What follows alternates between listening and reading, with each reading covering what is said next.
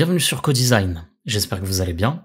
Aujourd'hui, on va créer un logo avec Illustrator et ensuite on va créer une landing page dans laquelle on va intégrer le logo en question. Et cette landing page, on va la créer avec Adobe XD. À tout de suite.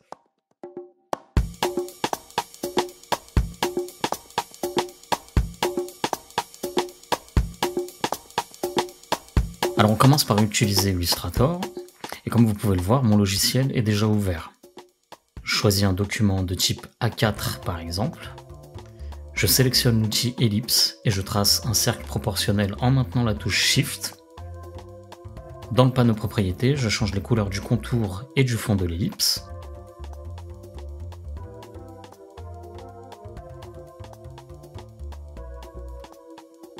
Ensuite, avec l'outil de sélection et en maintenant la touche Option pour Mac et Alt pour Windows, je sélectionne le cercle et je fais un glisser vers la gauche. Et ça me permet de dupliquer ce cercle que je positionne et donc je change les couleurs pour obtenir une ellipse pourpre. Avec l'outil trait, je trace un trait dont je règle le contour et l'aspect des extrémités.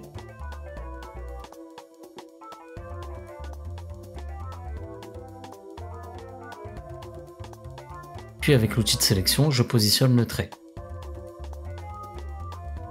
Alors on positionne ça correctement. Ensuite, je sélectionne le tout et j'exporte en faisant clic droit, exporter. Je change le nom du fichier et je l'exporte.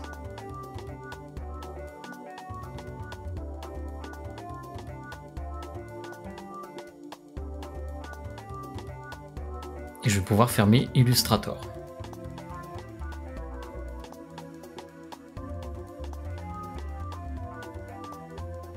Ensuite, je lance XD.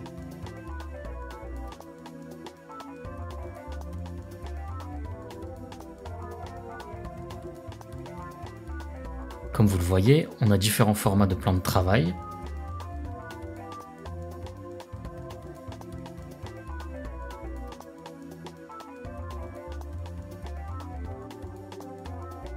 Je choisis une taille personnalisée. Et comme vous le voyez là aussi, j'ai des fichiers préparés que l'on va intégrer dans notre landing page.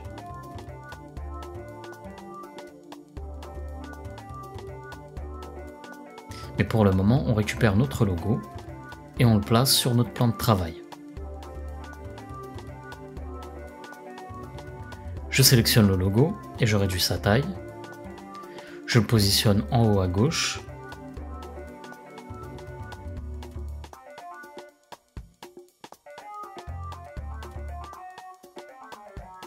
Pour plus de précision, via le menu affichage, on peut afficher le quadrillage ou la grille de mise en page.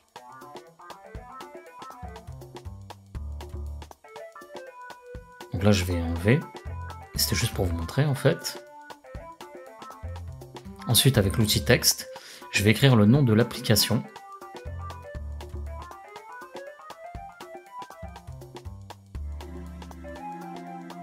Et je la formate via l'inspecteur des propriétés à droite.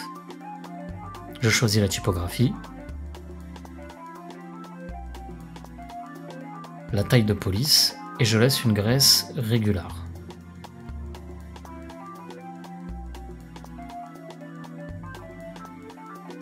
Ensuite, je positionne le texte. Je colore le premier mot.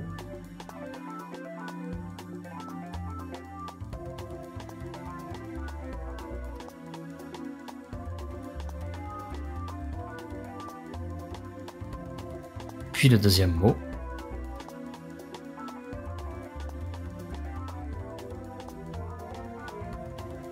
Ensuite, j'écris les liens que je vais dupliquer en les sélectionnant et en les faisant glisser en maintenant la touche Option sur Mac et Alt sur Windows. Puis on les positionne à l'aide des Smart Guide roses qui nous aident à voir la distance entre les éléments.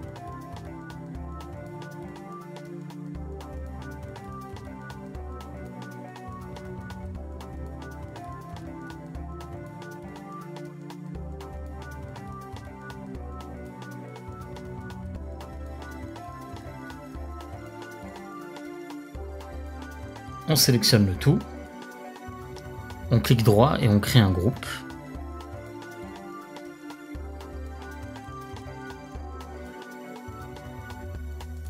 et on colorie l'ensemble.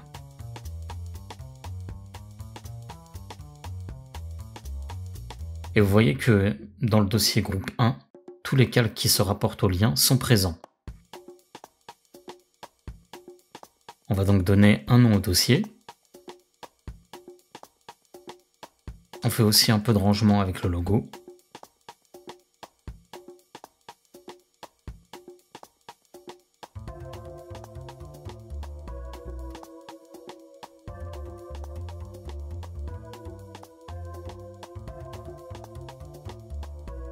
Je mets le quadrillage pour ajuster la position des liens. Puis je peux l'enlever. Ensuite, je trace un rectangle avec l'outil rectangle pour créer un bouton. Puis je tire la poignée pour arrondir les coins. J'applique un contour. Une taille. Et quand je zoome, vous voyez le résultat.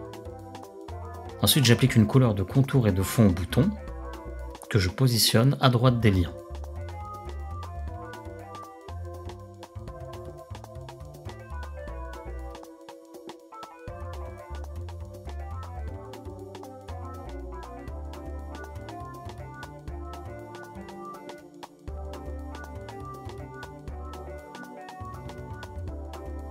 Je sélectionne le groupe des liens et j'ajuste sa taille et l'espacement entre les liens.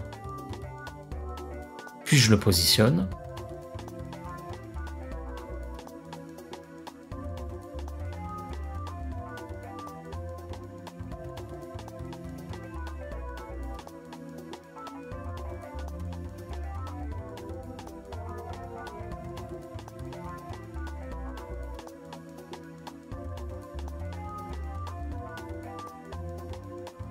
Je duplique le bouton.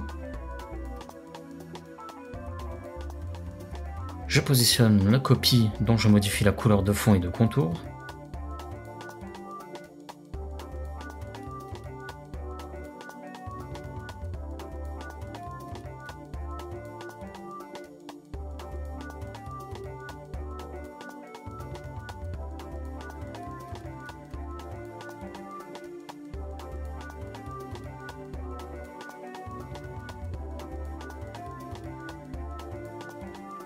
Puis avec l'outil texte, je place un mot dans chaque bouton.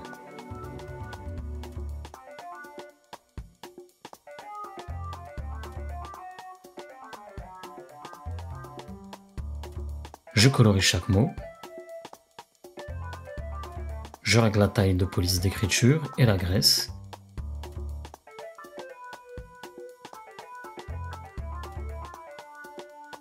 Et je centre.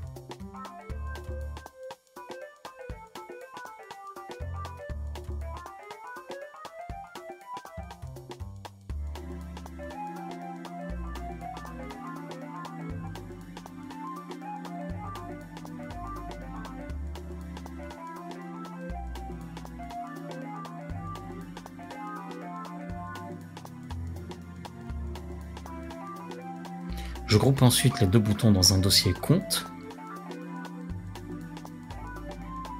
et je renomme mes calques. J'en profite pour renommer les autres calques si besoin.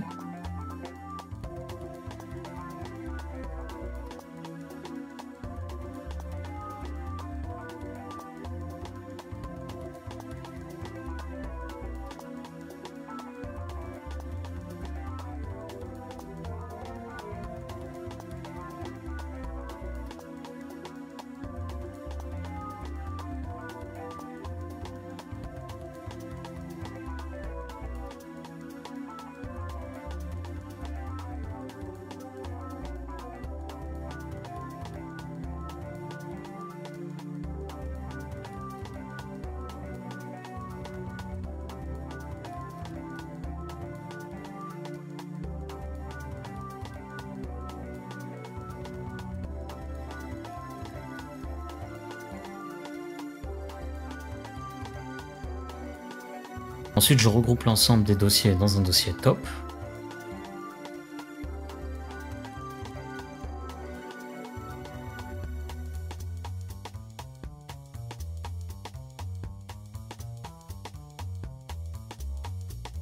et je verrouille en cliquant sur le cadenas. Avec l'outil ellipse, je trace un cercle que je place en bas à gauche.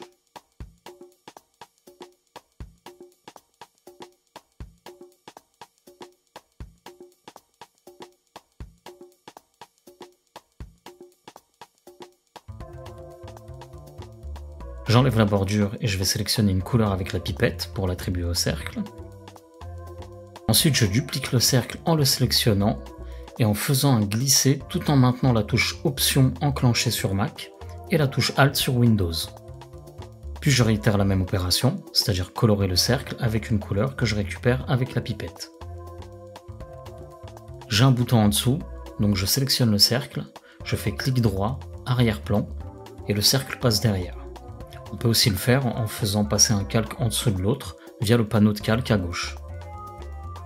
Ensuite, on peut faire un peu de rangement en déplaçant et en renommant les calques.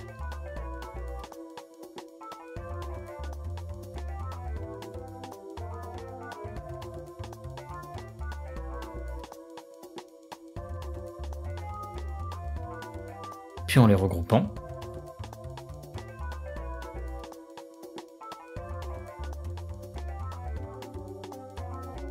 Et en verrouillant le groupe, ce qui évitera de bouger de manière inopinée certains éléments. D'ailleurs, on peut aussi renommer le plan de travail.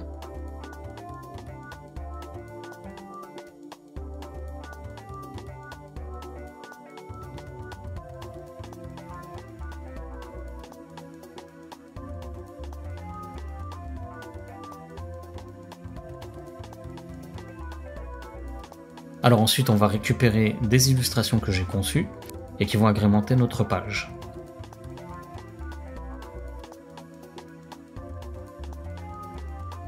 Donc je vais réduire le plan de travail. Avec l'outil rectangle, je vais tracer un carré que je vais appeler élément image.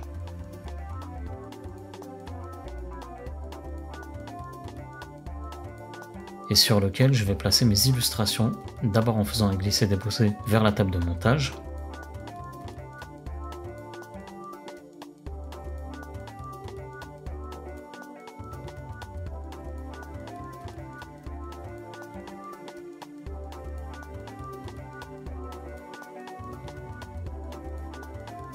Puis en les sélectionnant afin de les réduire, et je peux pour cela modifier leur taille via l'inspecteur des propriétés à droite.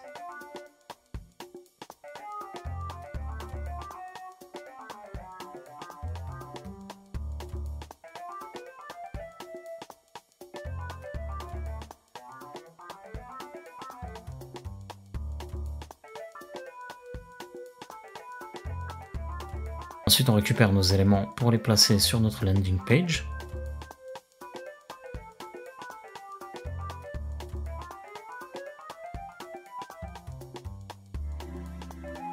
Puis on les dépose comme on veut, en utilisant les repères et les Smart Guides pour nous aider.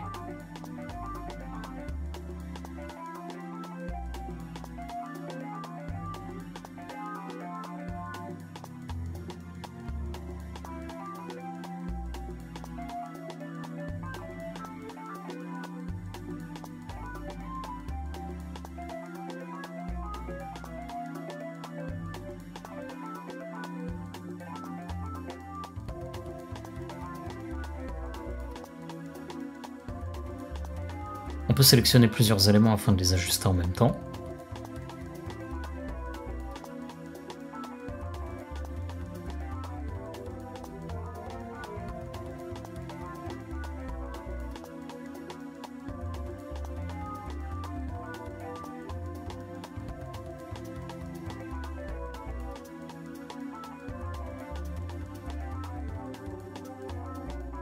Ensuite, on va sélectionner nos petites images circulaires et les mettre dans un groupe en faisant un clic droit. Et vous voyez qu'on peut faire ce clic droit aussi directement sur les calques dans le panneau calque. Alors que précédemment, nous avions fait un clic droit sur les éléments mais qui se trouvaient directement sur le plan de travail. Donc les deux sont possibles.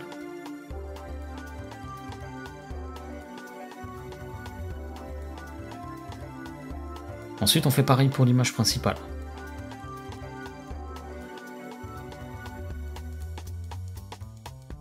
Et enfin, on va regrouper les deux groupes Alors on peut penser que je chipote un peu, mais croyez-moi, si vous concevez un projet et que vous revenez dessus après l'avoir laissé de côté, vous voulez que vos éléments soient rangés correctement afin de retrouver ce qui vous intéresse le plus rapidement possible et le plus simplement, sans vous rendre fou.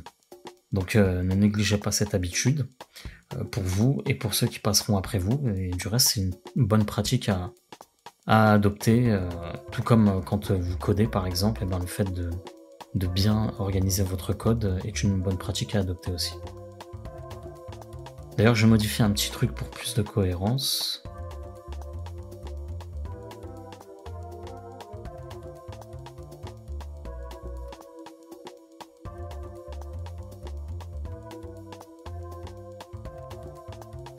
Voilà, ça me semble mieux comme ça. Mais bon, vous rangez et vous renommez vos calques et dossiers comme vous le voulez. L'idée, c'est que l'arborescence de votre projet soit claire et que vous puissiez vous y retrouver facilement. Donc si vous voulez appeler vos calques casseroles et les mettre dans des dossiers, je sais pas, cornflakes, libre à vous, pas de problème.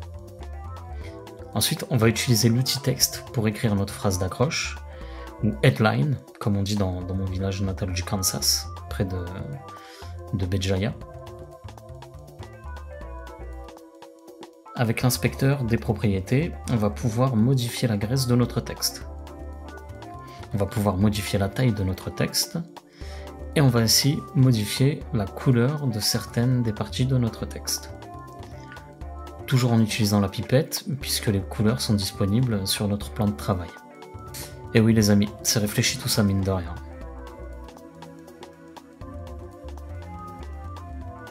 Donc je vais ajuster l'image principale.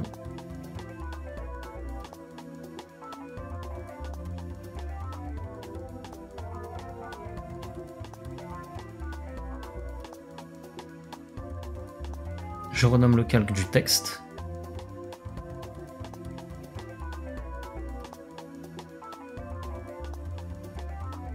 Et je le mets dans un groupe milieu.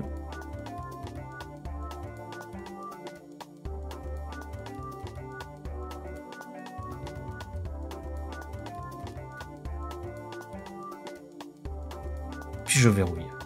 Et vous voyez qu'il y a ce petit cadenas pour confirmer que c'est verrouillé. Ensuite, toujours avec l'outil texte, on va ajouter des petites indications dont on va modifier la taille, la graisse et la couleur.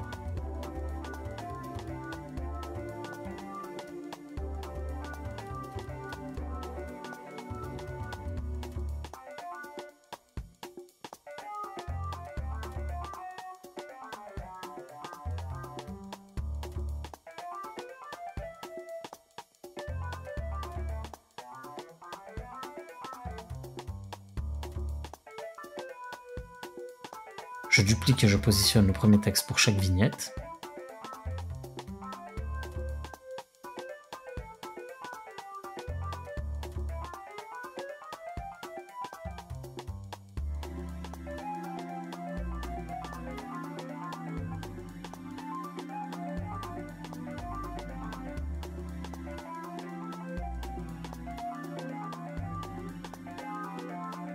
Je modifie le contenu des textes.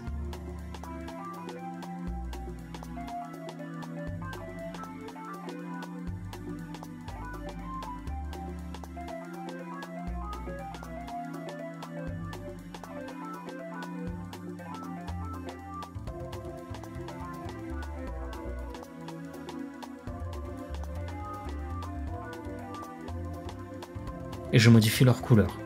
Je peux sélectionner plusieurs éléments pour les modifier en même temps si je veux.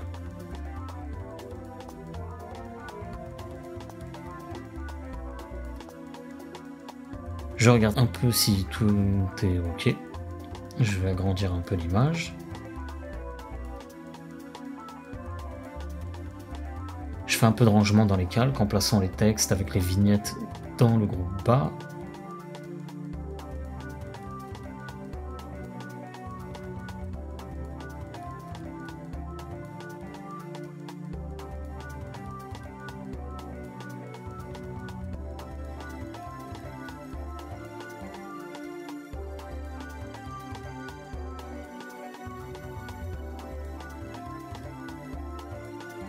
Et une fois que tout est OK, je sélectionne mon plan de travail et je peux l'exporter en allant dans Fichier, Exporter, Sélection.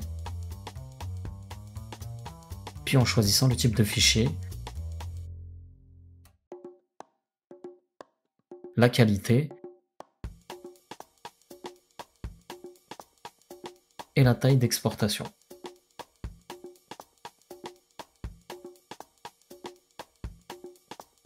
Et voilà le résultat.